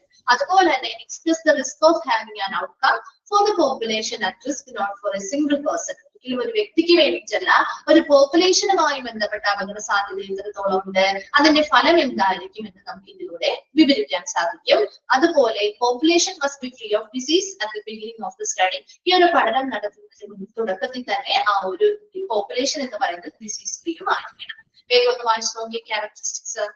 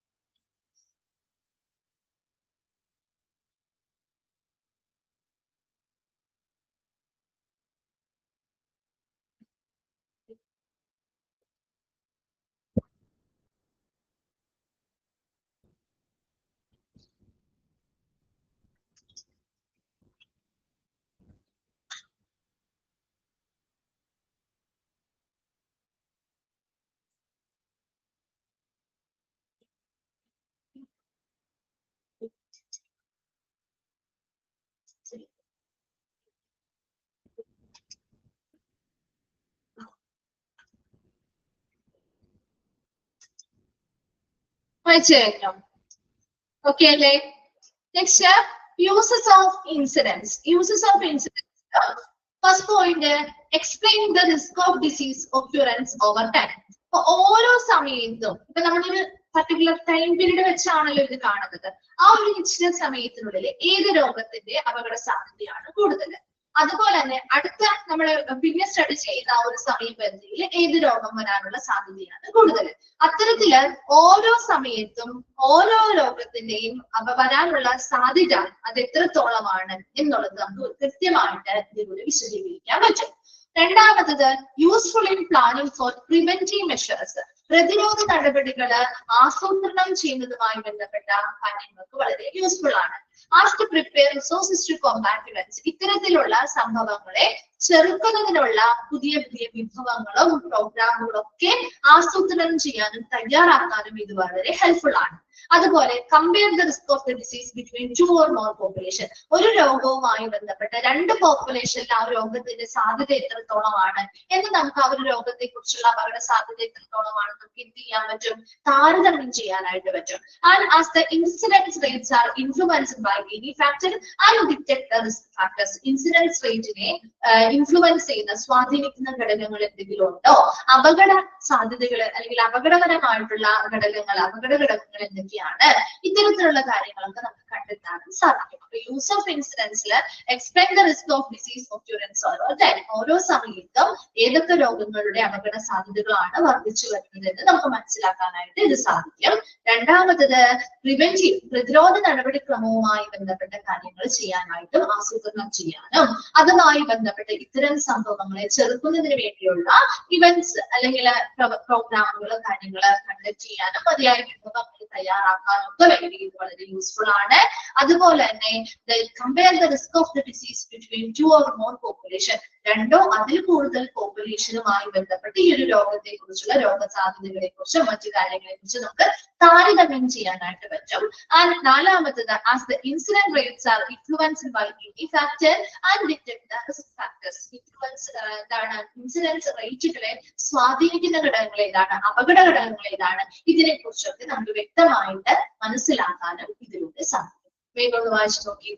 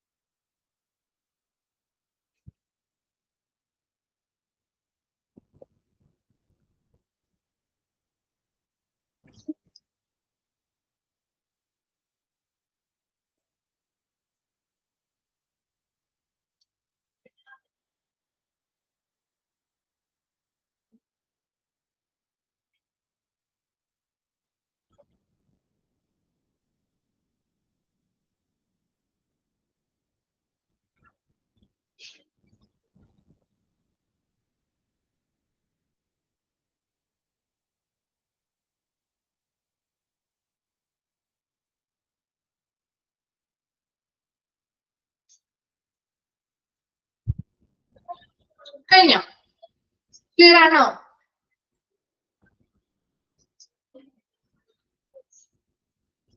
ഓക്കെ, നെക്സ്റ്റ് വൺ ആണ് ഇമ്പോർട്ടൻസ് ഓഫ് ഇൻസിഡൻസ്. ഇൻസിഡൻസിന്റെ ഇമ്പോർട്ടൻസ് അല്ലെങ്കിൽ ഇത് എന്തിനൊക്കെ ഹെൽപ്ഫുൾ ആണെന്നാണ് കേട്ടോ നമ്മൾ പറയുന്നത്. ഇൻ പാത്തോജനസിസ്, അതായത് ഒരു രോഗത്തിന്റെ സ്റ്റഡി ഓഫ് ഡിസീസ്, ഒരു രോഗത്തിന്റെ ഡിസീസിന്റെ സ്റ്റഡിയുമായി ബന്ധപ്പെട്ട് അതിന്റെ ഒറിജിൻ, അതിന്റെ ഡെവലപ്മെന്റ് മുതലായവ അത്തരത്തിലുള്ള പഠനവുമായി ബന്ധപ്പെട്ട് നമുക്കിത് ഉപയോഗിക്കാനായിട്ട് പറ്റും. രണ്ടാമത്തേത് ടു ഫൈൻഡ് ഡിസീസ് ഡിസ്ട്രിബ്യൂഷൻ, രോഗവ്യാപന നിരക്ക് അല്ലെങ്കിൽ രോഗവ്യാപനം എത്രത്തോളം ഉണ്ട്, ഓരോ സമയത്തും ആ രോഗവ്യാപനം എത്രത്തോളം ഉണ്ടെന്ന് കണ്ടെത്താനായിട്ട് ഇത് സഹായിക്കുന്നുണ്ട്. ടു കൺട്രോൾ ഡിസീസ്, അതുപോലെ തന്നെ ഒരു പോപ്പുലേഷനിൽ രോഗം വ്യാപിച്ചിട്ടുണ്ട് അല്ലെങ്കിൽ കൂടുതൽ ആളുകൾ അപകട സാധ്യതയിലാണെങ്കിൽ അതിനെ നിയന്ത്രിക്കാനായിട്ട് ഇത് സഹായിക്കുന്നുണ്ട്. Then in restrain and therapeutic measurements, ഈ ഒരു രോഗത്തെ നിയന്ത്രിക്കാനും കൃത്യമായിട്ടുള്ള ചികിത്സാ നടപടിക്രമങ്ങൾ കൊണ്ടുവരാനും സഹായിക്കുന്നുണ്ട്. And in health policy making, ആരോഗ്യ നയങ്ങൾ രൂപീകരിക്കാനും ഇത് സഹായിക്കുന്നുണ്ട്.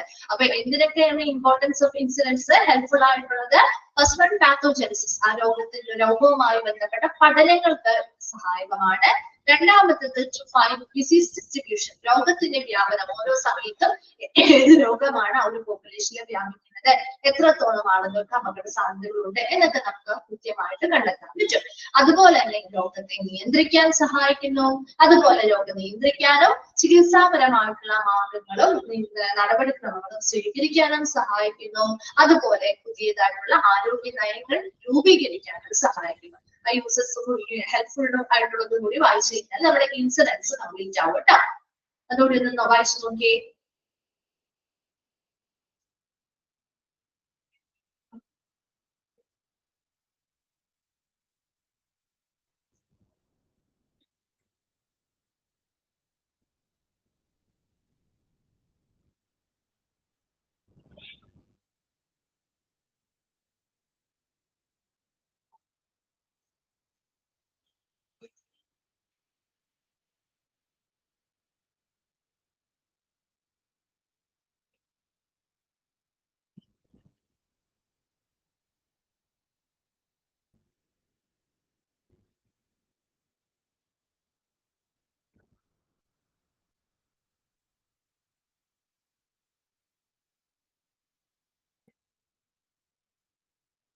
കംപ്ലീറ്റ് ആയോ? വായിച്ചു കഴിഞ്ഞോ?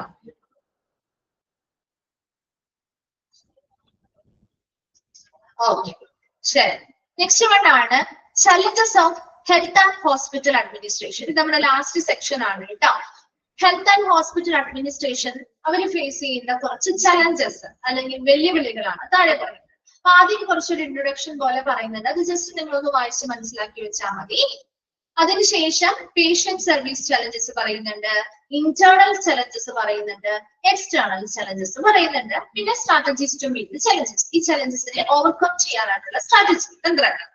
ഈ ഒരു ചലഞ്ചസിന്റെ ഈ ഒരു പേഷ്യന്റ് സർവീസ് ചലഞ്ചസിൽ ഉൾപ്പെടുന്നവയിൽ ഉൾപ്പെടാത്തത്, ഇന്റേണൽ ചലഞ്ചസിൽ വരുന്നവ വരാത്തവ. എക്സ്റ്റേണൽ ചലഞ്ചസിലും ഇതേ രീതിയിലുള്ള ക്വസ്റ്റ്യൻ ഈ മൂന്ന് ബോക്സുകളിലായിട്ട് നിന്ന് ചോദ്യം വരാട്ടോ. ഈ ആദ്യ ഭാഗത്ത് ഇൻട്രൊഡക്ഷൻ നിങ്ങൾ ജസ്റ്റ് ഒന്ന് വായിച്ച് മനസ്സിലാക്കി വെച്ചാൽ മാത്രം മതി. പക്ഷെ ആ ഒരു ചലഞ്ചസ് വരുന്ന മെയിൻ ആയിട്ടുള്ള ഭാഗത്തിൽ മാറ്റരുത്, അതിൽ നിന്ന് എപ്പോഴും ക്വസ്റ്റ്യൻ വരാറുണ്ട്.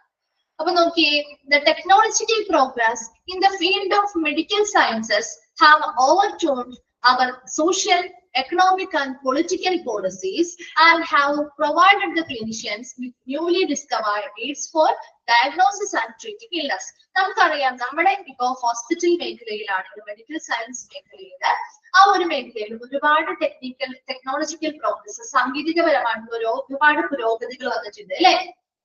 ഇല്ലേ?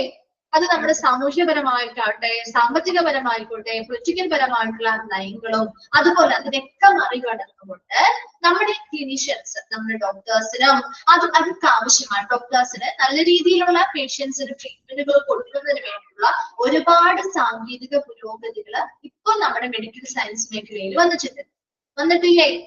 Discovered aids for diagnosis and treating illness, രോഗത്തെ ട്രീറ്റ്മെന്റുകൾ കൊടുക്കുന്നതിന് വേണ്ടിയിട്ടും രോഗനിർണയം നടത്തുന്നതിന് വേണ്ടിയിട്ടും ഒക്കെ ഒരുപാട് സാങ്കേതിക പുരോഗതികൾ അല്ലെങ്കിൽ സാങ്കേതിക വിദ്യകള് പണ്ടത്തെ അപേക്ഷിച്ച് നമ്മുടെ ഇപ്പൊ നാട്ടില് നമ്മുടെ ഹോസ്പിറ്റലുകൾ അല്ലെങ്കിൽ മെഡിക്കൽ സയൻസ് മേഖലയിൽ വന്നിട്ടില്ലേ? വന്നിട്ടില്ലേ? പണ്ട് നമ്മൾ ഹോസ്പിറ്റലിൽ പോയ പോലെയാണോ ഇപ്പോ? അല്ല, ഒരുപാട് മെഷീനറീസ് ആയിക്കോട്ടെ, മറ്റു കാര്യങ്ങളായിക്കോട്ടെ, ഒരുപാട് പുരോഗതികൾ സംഭവിച്ചിട്ടുണ്ട് അല്ലെ? So demand from the clinician and the community to provide newly discovered technological capabilities in the hospital and health service system. ഒരു കമ്മ്യൂണിറ്റിയിൽ നിന്നായിക്കോട്ടെ, ഡോക്ടേഴ്സിന്റെ ഭാഗത്ത് നിന്നായിക്കോട്ടെ, ഒരുപാട് ഡിമാൻഡുകൾ അല്ലെങ്കിൽ ആവശ്യകതകൾ ഇത്തരത്തിലുള്ള ടെക്നോളജി വരാനായിട്ട് വരുന്നുണ്ട് അല്ലെ? And capabilities in the hospital and health service system. ആ ഹോസ്പിറ്റലിന്റെ കഴിവിനനുസരിച്ച് അവരിൽ കൊടുക്കുന്ന സർവീസ്, ഹെൽത്ത് സർവീസ് സംവിധാനങ്ങൾക്കനുസരിച്ച് പുതിയ പുതിയ കാര്യങ്ങൾ, ടെക്നോളജിക്കൽ ആയിട്ടുള്ള ഡിസ്കവറഡ് ആയിട്ടുള്ള പുതിയ പുതിയ ടെക്നോളജീസ് കൊണ്ടുവരാനായിട്ട് കമ്മ്യൂണിറ്റിയുടെ ഭാഗത്ത് നിന്നാണെങ്കിലും ഡോക്ടേഴ്സിന്റെ ഭാഗത്ത് നിന്നാണെങ്കിലും ഒക്കെ ഒരുപാട് ഡിമാൻഡ് അല്ലെങ്കിൽ ആവശ്യകതകൾ വരുന്നുണ്ട്. So it has been noted that at least half of the last decade raising medical costs is attributable to high technology medicine, especially diagnostic and surgical procedures. നമുക്കറിയാം, നമ്മുടെ ലാസ്റ്റ് ദശാബ്ദകാലത്തിന്റെ പകുതിയോളായപ്പോ നമ്മുടെ മെഡിക്കൽ കോസ്റ്റുകൾ എന്ന് പറയുന്നത് വർദ്ധിക്കാൻ തുടങ്ങി. കാരണം എന്തുകൊണ്ടാ ഇത്തരത്തില് ഡയഗ്നോസ്റ്റിക് ആയിട്ടുള്ള സർജിക്കൽ പ്രൊസീജിയേഴ്സും കാര്യങ്ങളൊക്കെ ടെക്നോളജി ഒക്കെ മികച്ചതാവാൻ തുടങ്ങി കഴിഞ്ഞപ്പോ മെഡിസിനുമായി ബന്ധപ്പെട്ട ഹൈ ആണ് അല്ലെ, നമുക്ക് പുതിയ പുതിയ ടെക്നോളജി വരുമ്പോൾ അതിനനുസരിച്ച് നമ്മുടെ മെഡിക്കൽ കോസ്റ്റുകളും വർദ്ധിക്കാൻ തുടങ്ങിയില്ലേ ആണോ? ഓരോ ട്രീറ്റ്മെന്റുകൾക്കും അവർ ഈടാക്കുന്ന ചാർജസും വലുതല്ലേ? പണ്ടത്തെ നമ്മൾ ചെയ്തിരുന്ന ചാർജ് ആണോ നമ്മളിപ്പോ ഓരോ ട്രീറ്റ്മെന്റും ടെസ്റ്റുകളും ചെയ്യുമ്പോൾ ഉള്ളത്? അല്ല. പുതിയ പുതിയ സാങ്കേതിക വിദ്യകൾ കൊണ്ടുവരുമ്പോ രോഗനിർണയത്തിന് വേണ്ടിയിട്ടുള്ള സർജിക്കൽ പ്രൊസീജിയേഴ്സ് ഒക്കെ കൊണ്ടുവരുമ്പോ അതിനനുസരിച്ച് ഇപ്പൊ നമ്മളൊരു സാധാരണ സർജറി ചെയ്യുന്നതും അതല്ലാതെ കുറെ അധികം ഉപകരണങ്ങളും അഡ്വാൻസ്ഡ് ആയിട്ടുള്ള രീതിയിൽ ചെയ്തതും തമ്മില് ഒരുപാട് ആ ഒരു കോസ്റ്റില് വ്യത്യാസമില്ലേ? വ്യത്യാസമുണ്ടോ? വ്യത്യാസമല്ലേ? അതിന്റെ എഫക്റ്റീവ്നെസ്സിലും വ്യത്യാസമുണ്ട് അല്ലെ, റിസൾട്ട് ഫലത്തിലും വ്യത്യാസമുണ്ട്, അതിന്റെ ചാർജ് ചെയ്യുന്ന കോസ്റ്റിലും വ്യത്യാസമുണ്ട് അല്ലെ. അപ്പൊ നല്ല നല്ല സാങ്കേതിക വിദ്യകൾ നമ്മുടെ നാട്ടിൽ കൊണ്ടുവരുന്നുണ്ടെങ്കിൽ അതിനനുസരിച്ച് മെഡിക്കൽ കോസ്റ്റിലും വർധനവുണ്ടാവുന്നുണ്ട്. In spite of high cost, the commercial firms and corporate bodies are launching the state of the hospital with the newest medical technology with economic returns and are increasing. അതുപോലെ തന്നെ ഇത്തരത്തില് കോസ്റ്റ് ചിലവ് വർദ്ധിക്കുന്നുണ്ടെങ്കിൽ പോലും commercial ഫേമുകളായിക്കോട്ടെ corporate ബോഡികളായിക്കോട്ടെ നമ്മുടെ എന്താണ് state ഹോസ്പിറ്റലുകളിലൊക്കെ പുതിയ medical ടെക്നോളജീസും കാര്യങ്ങളൊക്കെ കൊണ്ടുവരികയും അതിലൂടെ ഒരുപാട് സാമ്പത്തികപരമായിട്ടുള്ള നേട്ടങ്ങളും കാര്യങ്ങളൊക്കെ ഉണ്ടാകുകയും ചെയ്യുന്നുണ്ട്. അപ്പൊ അവർ ഇത്തരത്തിലുള്ള പുതിയ അഡ്വാൻസ്ഡ് ടെക്നോളജി കൊണ്ടുവരുന്നത് അവർക്ക് എക്കണോമിക്കൽ ആയിട്ടുള്ള പ്രോഫിറ്റ് കിട്ടാനും കൂടി വേണ്ടിയിട്ടാണ് അല്ലെ. ഇത്തരത്തിലുള്ള മെഷീനറീസ് കാര്യങ്ങൾ കൊണ്ടുവരുന്നു, അഡ്വാൻസ്ഡ് ആയിട്ടുള്ള ടെക്നോളജി കൊണ്ടുവരുന്നതിന് ഒരുപാട് പണം അവരിൽ നിന്ന് ചെലവാകുന്നില്ലേ? ഉണ്ടോ? ഒരു മെഷീനറി ആയിക്കോട്ടെ മറ്റ് എക്യുപ്മെന്റ്സ് ആയിക്കോട്ടെ അതിനു വേണ്ടി സ്റ്റാഫുകളെ നിയമിക്കുക, അതൊക്കെ ഒരുപാട് പണച്ചിലവുള്ള കാര്യമാണ് അല്ലെ. സോ അത്തരത്തിൽ അവർ ചെയ്യുമ്പോൾ അത് തിരികെ കിട്ടുന്നത് അവർക്ക് എന്തിലൂടെയാണ്? ഇത്തരം സർവീസുകൾക്ക് നമ്മൾ തിരികെ കൊടുക്കുന്ന പണത്തിലൂടെയാണ് അല്ലെ.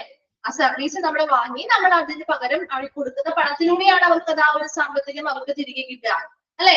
Then this boosts the growing level of healthcare awareness among the people and utilization of such services by the people from the private sector too. അപ്പൊ നമ്മുടെ പ്രൈവറ്റ് സെക്ടറിൽ നിന്നും ഇത്തരത്തിലുള്ള സർവീസുകൾ നമ്മളിപ്പോ ലഭ്യമാക്കാറുണ്ട്, ശരിയല്ലേ?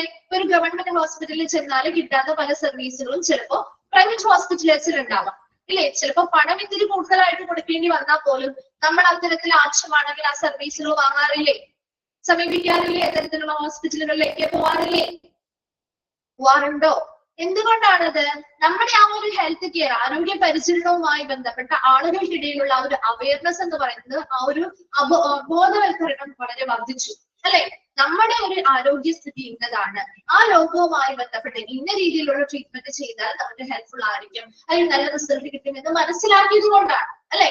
അപ്പൊ അവിടെ നമ്മൾ ആ ഒരു കോസ്റ്റ് അല്ല നോക്കുന്നത്. ഇപ്പോഴത്തെ സമൂഹം എപ്പോഴും നമ്മുടെ കോസ്റ്റിന് മെഡിക്കൽ കോസ്റ്റുകൾ വർദ്ധിച്ചാൽ പോലും അത്തരത്തില് പ്രൈവറ്റ് സെക്ടറിൽ നിന്നാണെങ്കിൽ പോലും അത്തരത്തിലുള്ള നല്ല രീതിയിലുള്ള ടെക്നോളജിക്കൽ ആയിട്ടുള്ള എന്താണ് പുതിയ അഡ്വാൻസ്ഡ് ആയിട്ടുള്ള ടെക്നോളജി കാര്യങ്ങളെല്ലാം അത്തരത്തിലുള്ള സർവീസുകളൊക്കെ ഉപയോഗിക്കാനായിട്ട് ഇൻട്രസ്റ്റഡ് ആയിട്ട് മുന്നോട്ട് വരുന്നുണ്ട്. അപ്പൊ അതുമായി ബന്ധപ്പെട്ട കുറച്ച് കാര്യങ്ങൾ ജസ്റ്റ് ഇൻട്രൊഡക്ഷൻ പോലെയാണ് പറഞ്ഞിരിക്കുന്നത്. ആ ഒരു ഫസ്റ്റ് പാരഗ്രാഫ് നെക്സ്റ്റ് ക്ലാസ്സിൽ ഒന്ന് വരുമ്പോഴേക്കും വായിച്ചിട്ട് വരാം.